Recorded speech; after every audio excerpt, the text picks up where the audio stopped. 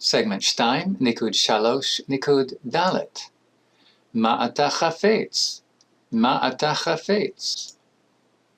So, now you're able to identify objects with a little more detail using adjectives. Suppose your neighbor or friend were to come to you and inquire, Ma ata chafetz? What is it that you want, or what do you find delight in? Now you're able to identify what you're interested in with a little bit more specificity. And in preparation for that conversation with your neighbor or classmate, please study this particular segment, and then you will be comfortable engaging in that conversation. First, become comfortable with the inquiries. If addressing a man, Ma ata chafetz? Ma ata chafetz? If addressing a woman, Ma at chafetza? Ma at chafetza? There are a couple of directions you can go with your reply. You can either indicate something which you do desire, or you could indicate something that you don't want. Let's go with something, first of all, that you do want. We're calling that the affirmative reply. Supposing it's a little king that you want, you would indicate that as follows. Melech katan ani chafetz. Or if you are a woman, your reply would take this shape. Melech katan ani chafetza.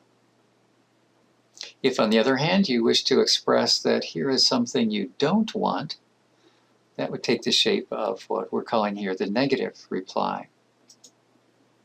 In order to make things interesting, we're introducing a different object. Instead of melech katan, the object will be shem gadol, shem gadol. Notice, though, particularly what follows the object in order to establish that you don't want it. Shem gadol eineni chafetz. Or if you're a woman, shem gadol eineni chafetza. Once again, the masculine, shem gadol eineni chafetz.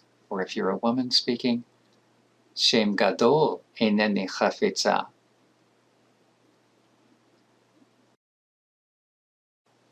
In both of those response examples, melech katan and shem gadol, you'll notice they were expressed indefinitely, no definite article.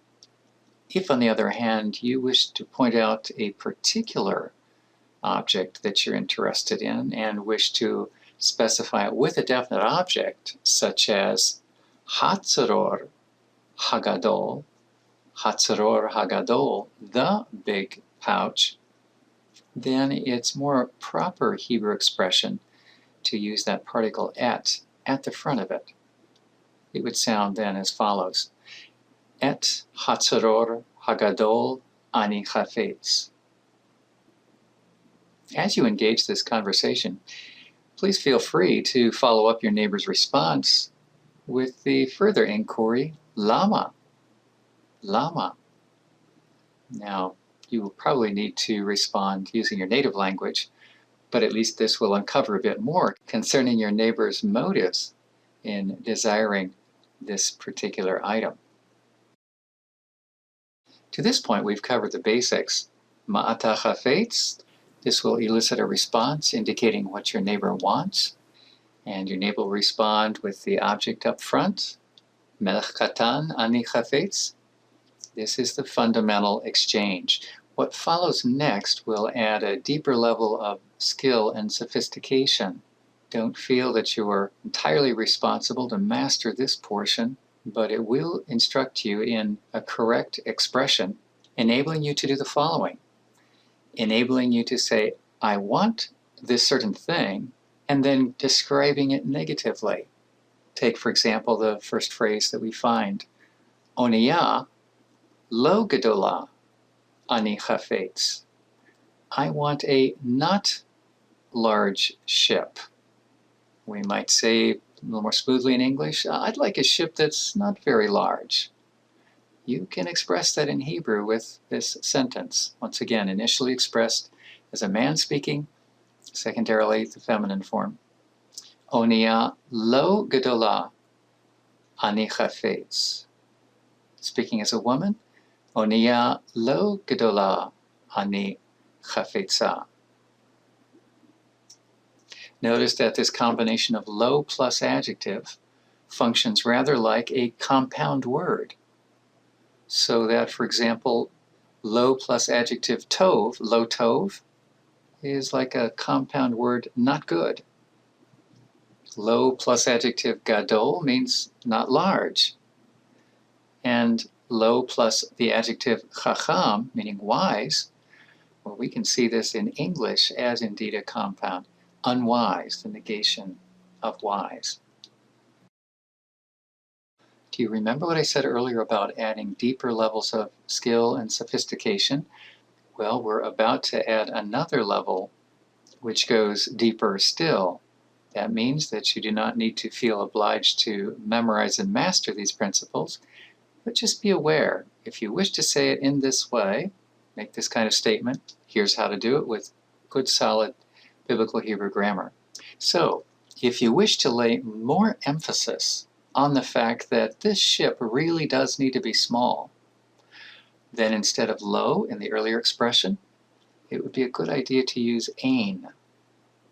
What that does, instead of producing merely a quasi-compound word like lo plus the adjective, lo gedolah, not large, instead the use of ein will create something a little stronger, a virtual relative clause. Here's what the clause will sound like. Onia ein gedolah.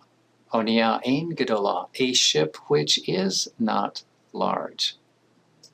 We find biblical writers using this sort of expression in three slightly different ways, but all with the same basic meaning. First of all, ein with the adjective alone. Notice the example. Onia ein gedolah ani chafetz. Onia ein gedolah ani chafetz.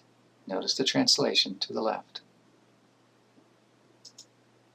Second, ein followed by a pronominal suffix. And that pronominal suffix will refer back to the object which is being focused on. Back to, in this case, the ship. Onia einena gedolah ani chafetz. Again, Onia einena gedolah ani chafetz. Finally, ein combined with asher. This is the relative pronoun. It'll be introduced more formally a bit later. It means either that or which. So ein together with asher plus the pronominal suffix. And now you see asher inserted right after onia in this third example. Onia asher einena gedolah ani chafetz. Again, Onia asher einena gedolah ani chafetz. All three of these are fairly similar in meaning and lay a little more emphasis on the fact that this ship really needs to be small, or closer to the actual expression, it needs to be not large. Before moving to the next segment, please jot down your response to the inquiry, Ma ata chafetz, so that when you reach class and your classmate asks you about it, you'll be ready to respond. Keep in mind you want not only an object, but an object with an adjective, and if it's definite, put et at the front.